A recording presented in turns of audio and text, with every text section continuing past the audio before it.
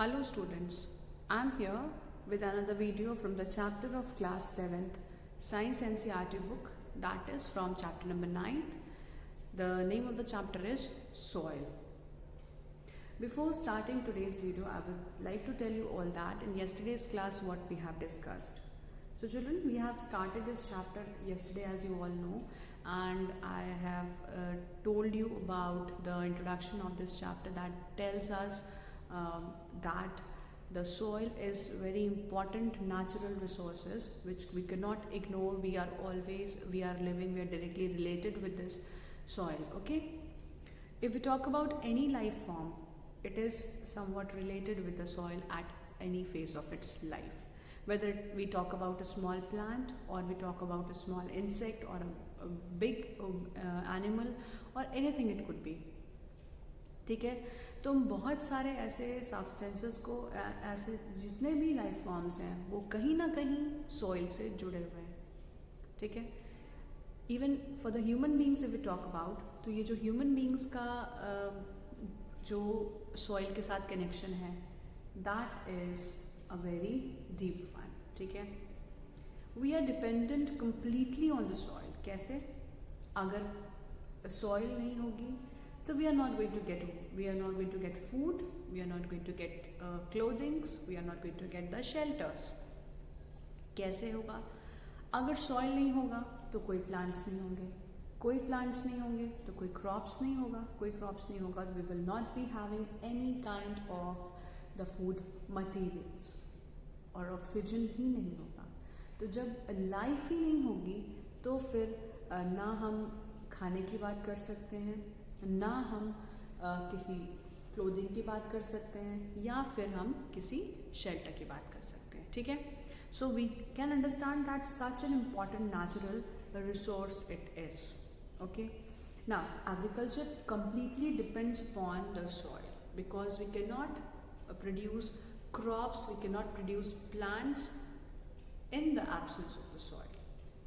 ठीक है, next topic क्या देखा था हमने? देखा soil teeming with the life. In this I have given one activity where we were using the soil samples to find out what kind of life forms, plants, animals, what are the observations we would be having.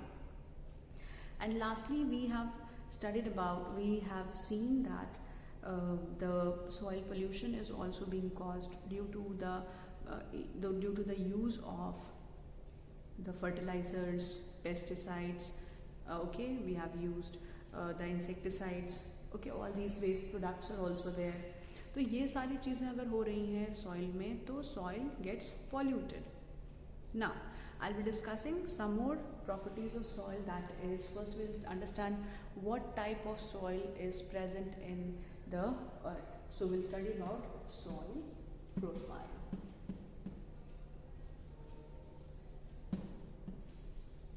ठीक है, we'll study about soil profile. अब soil profile को पढ़ने के लिए पहले हमें word समझना पड़ेगा. प्रोफाइल का मतलब क्या होता है?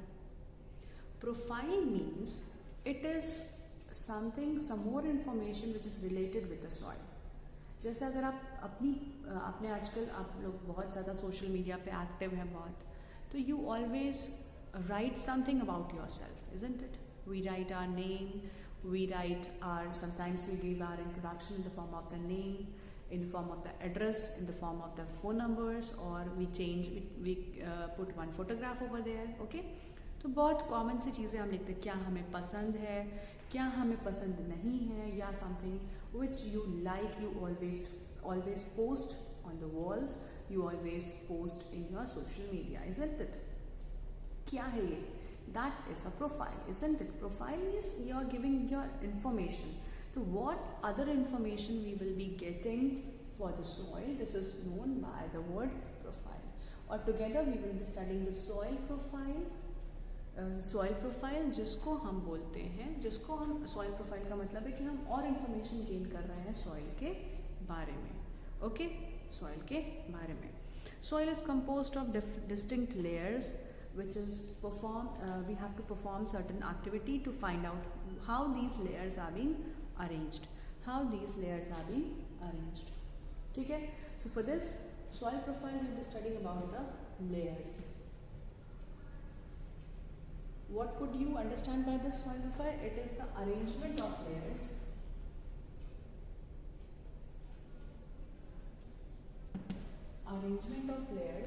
of soil. ठीक है, it is the arrangement of layers of soil in the earth.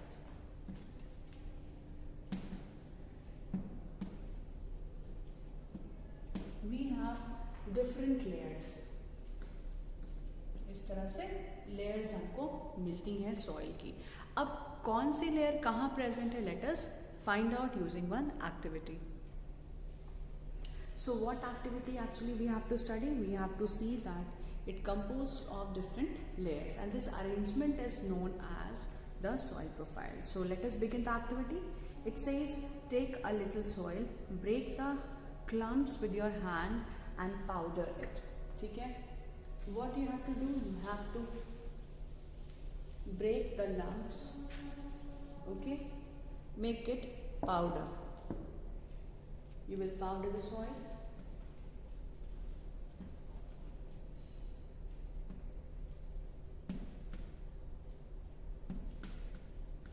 Then put it in jar.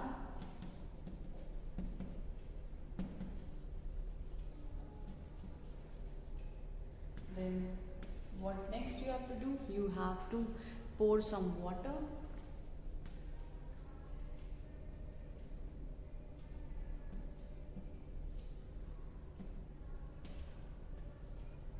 Then after adding some water, you have to keep it for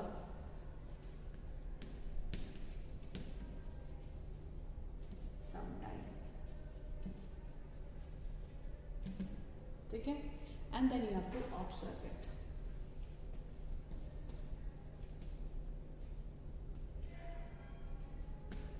After pouring water, stir it.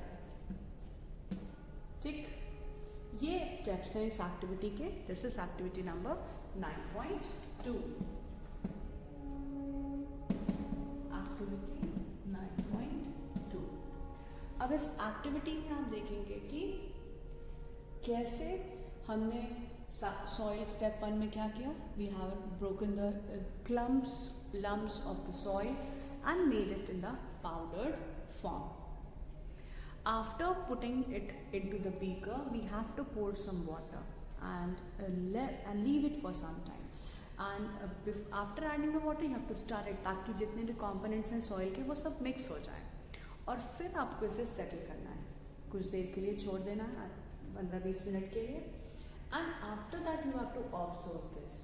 What are you going to observe? Okay. Now take the glass tumbler, take 3/4, fill it with water, then add a handful of soil. उल्टा भी कर सकते हैं, soil में पानी मिला सकते हैं, पानी में soil भी मिला सकते हैं, no problem. Stir it well and dissolve it so that the soil dissolves. After that put it undisturbed for some times and observe it. What questions what type of things are you going to observe? We will be seeing the different layers. So क्या observation हमें मिला? We'll see the layers. क्या layer मिली? अब मैं बताती हूँ यहाँ पर.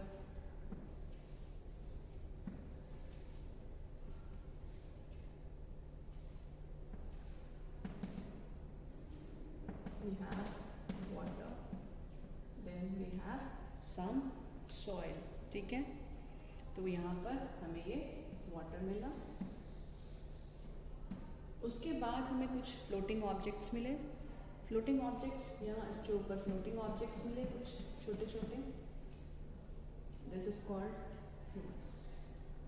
ठीक. After this will be getting, I think this might not be visible, I make it visible. See. Okay. अब इसके बाद नेक्स्ट लेयर आपको मिलती है क्ले की. फिर आपको उससे बड़े पार्टिकल्स मिलेंगे, सैंड के पार्टिकल्स मिलेंगे, and you will see the gravels.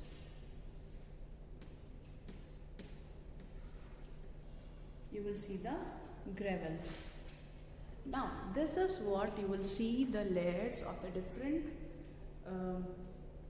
components of soil. It is composed of, the first layer is containing water, with the floating things like small sticks, dry leaves, or peels of any vegetables or fruits. Okay, it could be any biodegradable substance which is present in it. ठीक है, अब क्या करोगे? It starts floating on water. अब इस water के बाद next में एक लेयर मिलती है जो बहुत फाइन पार्टिकल्स की है, डस्ट पार्टिकल्स के जैसी. This is known as the clay layer. फिर सैंड मिलेगा आपको. उसके बाद आपको लास्ट में छोटे छोटे पत्थर भी मिल सकते हैं जिसको हम ग्रेवल बोलते हैं. ठीक है, so these are the components of soil. What do you see? Do you see the layers of particles of different sizes in the glass tumbler? Yes, we can see the different layers of soil are being made in the glass tumbler. What kind of layer it is? We will see the जो size के हिसाब से यहाँ पर arrange हुई है. जो सबसे छोटे थे, सबसे हल्के थे, वो सबसे ऊपर है. जो सबसे भारी थे, वो सबसे लास्ट में ग्रेवल के फॉर्म में इस टम्बलर में सेटल हो चुके हैं. ठीक है, तो ग्रेवल के ऊपर आपको उससे बड़े पार्टिकल्स मिलेंगे, उससे छोटे पार्टिकल्स मिलेंगे जिसको हम सैंड कहते हैं. उससे फाइन पार्टिकल्स उसके ऊपर सेटल होंगे क्योंकि वो उनसे हल्के हैं. This is clay and just above it we will be having water with the floating impurities on it. That could be the dry sticks, leaves, and together with we can say it as the humus. It is the humus. ठीक है, अब आगे चलते हैं इस soil profile में. You have to see the diagram. We have seen this diagram. ऐसा ही हमें दिखाई भी पड़ेगा. And then next is uneven. मैंने ये आपको एक्टिविटी दिखाई भी है आपके प्रैक्टिकल्स वाले क्लास में. ठीक है, there are certain dead rotting leaves or of the animal remains floating on the water. Yes, we will be seeing the dead animals, the certain materials which are given by the plants or the animals, and it could be the dry, I said that it could be dry leaves, it could be the dry something which is dead matter of the soil. ठीक है, and this complete these types of waste which we get from animals and the plants, it get dried up, it changes its color, and this is known as humus. ठीक है, तो humus क्या है? It is the animal remains or the dead decaying matter present in the soil is said to be as the humus. You probably know that the soil formed by breaking down of rocks and this process is called weathering. Okay, अभी हम दूसरे process पे नहीं आते हैं, पहले हम ये सॉइल प्रोफाइल के बारे में और समझते हैं. ठीक है, अब आपने देखा कि ये सॉइल में बहुत सारे ऐसे चीज़ें हैं जो प्रेजेंट थी. हमने कुछ चीज़ें पहले भी देखी थी. अब कुछ चीज़ें जो रह गई थी वो हमने यहाँ सॉइल प्रोफाइल में पढ़ ली. Soil composed of, so these are the components of soil.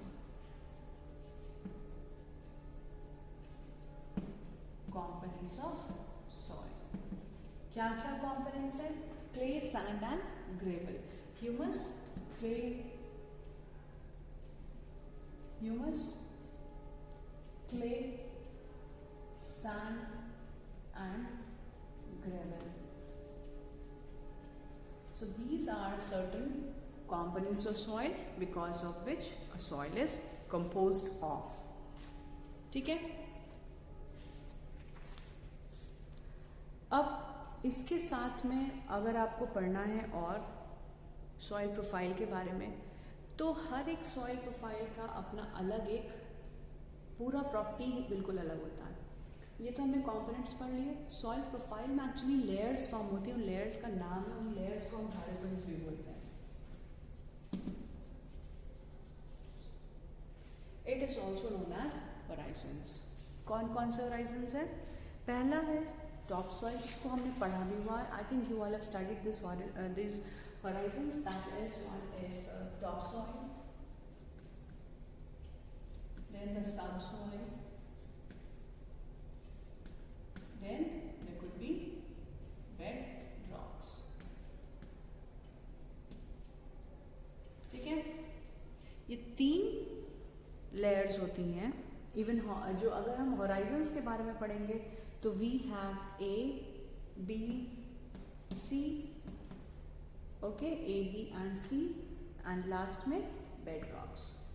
ठीक है, it is the top soil, sub soil and bed rocks. पहले हम लोगों ने ऐसे पढ़ा, बट अगर आप होराइजन्स के बारे में बात करेंगे तो A, B, C and last में बेड रॉक्स आर प्रेजेंट। तो ये सारे तरीके सही हैं, आप चाहे जैसे भी इनको चेंज कर सकते हैं, चाहे जैसे भी आप इनको यूज़ कर सकते हैं अलग अलग तरीके से किसी भी सॉइल प्रोफाइल को एक्सप्लेन करने के लिए, किसी भी सॉइल के टेक्सचर को एक्सप्लेन करने के लिए।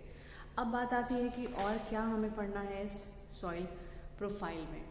तो actually second question I think this must come कि इतने सारे कंपोनेंट्स आए कहाँ से, सैंड कैसे बना, ग्रेवल क्या है, क्ले कहाँ से पहुँच गया सॉइल के अंदर, मिक्स कैसे हुए सारे कंपोनेंट्स।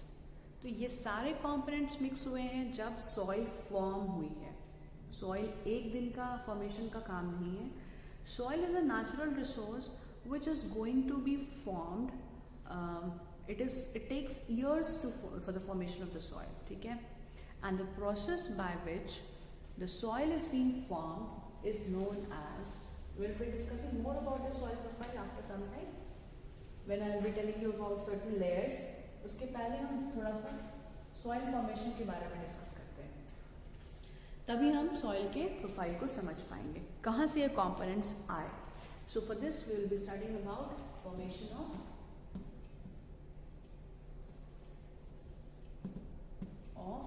soil,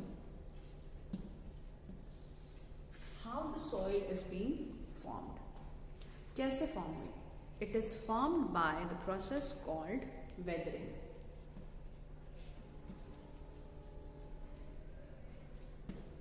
अब weathering क्या है?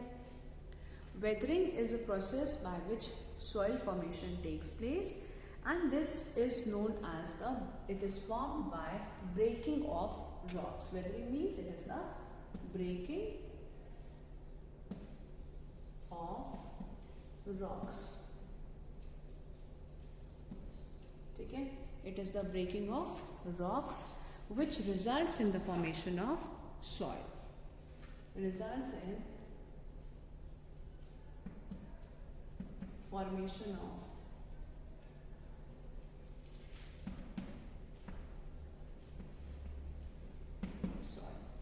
ठीक है, it results in the formation of soil. अब हम बात करते हैं कैसे ये सॉइल में वेदरिंग हो रही है, कैसे रॉक्स कैसे ब्रेक कर रहे हैं, how these rocks are getting broken down. So these are broken down by certain things like plants, animals, birds, temperature, rainfall,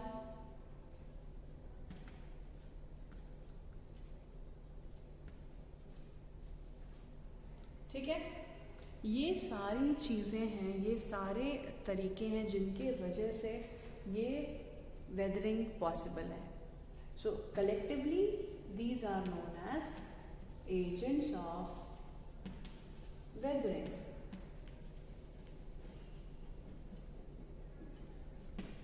ठीक है, they are known as agents of weathering. अब एजेंट्स ऑफ वेदरिंग का मतलब क्या हुआ? Agents means certain helpers. Because of their help, the help which is being given by the plant, animal, birds, temperature, rainfall, all these will give you the help to the rocks so that it could break. How it will be broken off? How it is going to be broken off? This breaks because of the action of even the air also. Wind also participates. ठीक है? Wind also is a agent of weathering. Wind, water, मतलब air, water, temperature, rainfall, birds, plants, animals, human beings, सब responsible हैं weathering के लिए directly और indirectly। कैसे responsible है आप जानते हैं इसके बारे में। देखो, in the nature when the soil has to form, it has to be formed because of the breaking down of the rocks. And how these rocks would be broken down? These rocks would be broken down because of certain changes which is taking place. Even chemicals are also there. अब weathering कैसे है, weathering कैसे हो रही है, देखो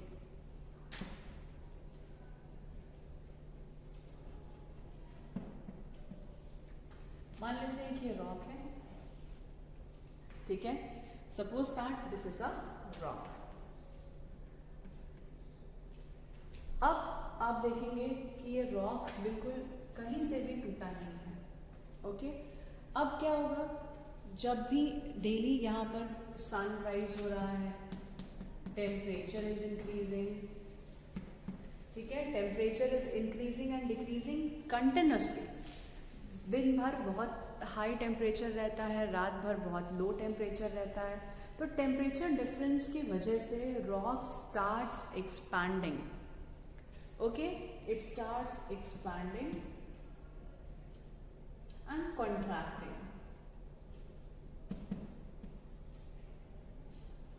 It expands and contracts. ठीक है, rocks would be expanding and contracting due to the increased temperature, due to the increased heat, light, okay, sun's energy. कुछ भी यहाँ पर जब भी टेम्परेचर इंक्रीज या डिक्रीज करेगा तो ये रॉक पर कहीं ना कहीं से it is going to affect. What kind of effect this might have? The effect, because due to the effect of this temperature it starts expanding, it starts contracting. अब expansion contraction जो भी होता है, ये expansion contraction की वजह से rock में crack आ जाती है. ठीक है, it cracks. अब crack छोटी हो सकती है, बड़ी हो सकती है, कोई भी. ठीक है, continuously ये rocks में temperature difference होने की वजह से crack आ जाती है. अब अगर crack आ गई, आप देखेंगे कि अगर आप कुछ भी कोई भी रॉक है, कुछ भी अगर एक सॉइल का लंप भी है, अगर उसे तोड़ोगे तो कुछ पाउडर गिरता है. चॉक पीस है, चॉक पीस को अगर आप जब इसको ऐसे ब्रेक करते हो तो you see that certain chalk piece, some particles of the chalk are falling down. The powder is falling down. ठीक है, जैसे यहाँ पे आप देखिए ये चॉक डस्ट है. तो कैसे आई है, ये बड़े चॉक की पीसेस की वजह से ये चॉक डस्ट यहाँ पर जम गई. ठीक है, सी फाइन. ऐसे ही कुछ रॉक्स के साथ भी होता है. रॉक्स बहुत बड़े हैं, इन बड़े रॉक्स में जब भी क्रैक आएगी तो कहीं ना कहीं थोड़ी बहुत सॉइल बनेगी, जो थोड़ी बहुत पाउडर बनेगा. That powder will remain inside this crack. It remains inside the crack. ठीक है, अब आप देखिए सॉइल में यहाँ पर ये जो पाउडर बना, इस पाउडर में, इसी को हम सॉइल बोलते हैं. पार्टिकल्स जो छोटे छोटे बन रहे हैं, fine particles. Now what would happen if they are present in the rock, inside the crack of the rock, it cracks. ठीक है, तो क्रैक हो जाएगा. अब इस क्रैक में जो भी थोड़ी बहुत सॉइल प्रेजेंट है यहाँ पर प्रेजेंट रहेगी. और आप जानते हैं कि कंटिन्यूसली एंड्स आर वर्किंग. ठीक है, जो एंट है वो वर्क करती रहती कंटिन्यूसली. छोटे बड़े कीड़े, इंसेक्ट्स, कुछ भी हो सकता है. They are continuously working upon these rocks. अब आपको ये तो एकदम एग्जैक्ट है कि बहुत सारे ऐसे छोटे छोटे एनिमल्स हैं जो सॉइल में ही रहते हैं, सॉइल में ही प्रेजेंट होते हैं. ठीक है, अब अगर रॉक्स हैं, अगर यहाँ पर इंसेक्ट्स प्रेजेंट है, they are going to bring their food to eat. ठीक है, एंड्स तो कंटिन्यूसली वर्क करती, कहीं भी चली जाती, कहीं पर भी थोड़ा सा भी अगर प्रेजेंट है यहाँ पर, कोई भी कितना भी हार्ड सब्सटेंस क्यों ना हो, इसमें ये रॉक्स में भी अपना घर बना के रहने लगती हैं. ठीक है, चाहे कितना भी हार्ड सरफेस हो, you will find the ends everywhere. ठीक है, तो अभी कहीं पर भी ये, जब भी आप देखेंगे कि ये रॉक्स में एनिमल्स, ये एंड्स प्रेजेंट है, तो ये एंट कभी भी हटती नहीं है. ये एंट हमेशा और इस क्रैक को बड़ा कर देंगी. ठीक है, कैसे बड़ा कर देंगी, क्योंकि ये आकर के रहेंगी तो यहाँ पर भी छोटे उसके, they are going to bring the food, they are going to bring insects, they are going to bring the materials to keep inside. अब अगर एंट्स हैं तो यहाँ पर वॉर्म्स भी प्रेजेंट होंगे, क्योंकि एंट तो कुछ भी ला सकता है. वॉर्म्स अगर प्रेजेंट है तो birds will come. ant would come, worms would be there. अब worms है तो birds will also come, and if birds are coming, you can understand that birds might bring some small seeds also. Fine, they could bring some small seeds. अब ये छोटे छोटे seeds हो सकता है इसके अंदर चले जाए, और यहीं पर आप देखोगे मिट्टी ऑलरेडी प्रेजेंट है, मॉइस्चर मिल रहा है, एयर मिल रहा है, रेनफॉल हो जा रही है, तो यहाँ पूरा का पूरा सिचुएशन ऐसा है कि ये प्लांट ग्रो कर सके। अब जैसे ही प्लांट ग्रो करेगा, roots will be start growing. अगर रूट्स ग्रो करेगी तो इसकी क्रैक भी बढ़ेगी, क्योंकि रूट बढ़ रही है तो रूट की वजह से क्रैक भी बढ़ेगी and the plant would start growing. अब अगर रूट बढ़ती है, क्रैक बढ़ता है, तो लास्टली क्या होगा? Action of wind, air, water खत्म नहीं हो रहा है। बर्ड, इंसेक्ट्स, वर्म्स ये सब रह रहे हैं, ये कुछ चेंजेस नहीं हो रही है, ये कंटिन्यूसली सारे लोग मिल करके इस रॉक की क्रैक को बढ़ा रहे हैं, and as a result this rock would be broken into 2 pieces. ठीक है, अब जब ये क्रैक बढ़ करके टूटेगा तो यहाँ आप देखेंगे कि थोड़ा सा जो भी प्रेजेंट है पाउडर फॉर्म में, this is going to be the soil. This is how the soil is being form. Rocks टूट करके 2 में हो जाएंगे, और इसके बाद जो उसमें से पाउडर गिरा, that powder is known as soil. So this is what is called, this complete process is known as the weathering of rocks. अब again the same process will go on with these rocks. Okay, इसमें भी same process होगा। Contraction relaxation की वजह से इसमें crack आ जाएगी। ये क्रैक से ही सारा काम आगे बढ़ता है। कंटिन्यूसली वाटर बारिश हो रही है, इसके अंदर पानी भर रहा है, सॉइल प्रेजेंट है, बर्ड्स कहीं से भी सीड्स ला सकती हैं। अब एक सीड आ गया तो दूसरा सीड भी प्रेजेंट रहेगा। ठीक है, दूसरा सीड भी प्रेजेंट रहेगा। अब अगर सीड्स प्रेजेंट हैं तो क्या होगा कि प्लांट्स ग्रो करेंगे। प्लांट्स ग्रो करेंगे तो इनमें एनिमल्स भी रहने के लिए आएंगे, एनिमल्स उन्हें खाने के लिए भी आ सकते हैं। ठीक है, तो अब क्या होता है कि यहाँ पर ये रॉक्स के अंदर प्रेजेंट रहने की वजह से जो भी पाउडर्ड चीज़ें प्रेजेंट हैं, उन पाउडर्ड चीज़ों को ही हम क्या कहते हैं? सॉइल बोलते हैं। अब ये सॉइल अलग अलग तरह की हो सकती है। क्यों तरीके अलग अलग हो सकती हैं? Because the type of vegetation they are supporting, the type of the rocks in which the weathering is taking place, or it could also help in formation of the soil profile because this is going to be added. ये जो soil बनेगी, ये soil की property बिल्कुल different होगी। ये different properties होने की वजह से यहाँ पर, क्योंकि रॉक्स अलग अलग हैं, किसी रॉक में मान लेते हैं आयरन ज़्यादा हो सकता है, किसी रॉक में एल्यूमिनियम ज़्यादा हो सकता है, किसी रॉक में, उन सब रॉक्स का कलर अलग अलग होगा। कलर अलग अलग होने की वजह से उनके जो कंटेंट हैं, केमिकल कंटेंट्स हैं, वो सब अलग होंगे। अब अगर हम बात करते हैं यहाँ पर वेदरिंग की, और वेदरिंग की बात करते हैं तो वेदरिंग में सबसे इम्पॉर्टेंट फंक्शंस किसके हैं? एजेंट्स ऑफ वेदरिंग के।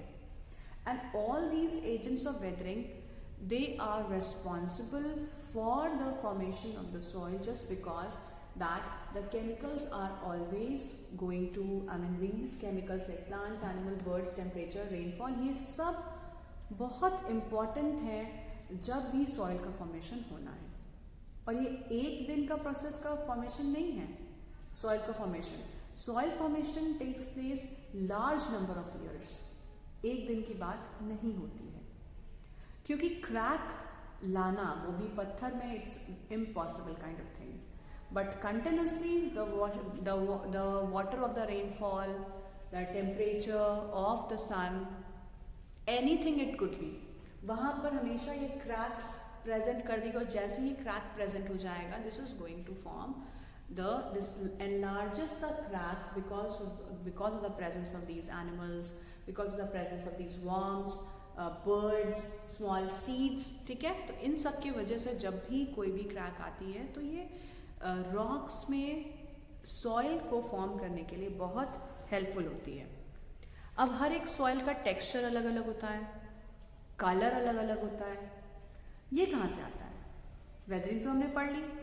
अब वेदरिंग के बाद हम जानेंगे कि कैसे ये अलग अलग तरह के टेम्परेचर की वजह द टेक्सचर कैसे आता है. टेक्सचर मतलब कलर कैसे आता है. ठीक है. So these all things would be discussed in the next class, children. I'll be discussing more about the soil profile, how the topsoil, subsoil, bedrocks, how these are formed. और weathering सिर्फ क्या धरती के ऊपर होती है? नहीं. Weathering is always taking, it could take place anywhere inside the earth also it could take place. So these are the things which we have to study, and we will be studying different more information regarding the soil in the next class. So children, that's all for today's video. I will be meeting you all in the next class.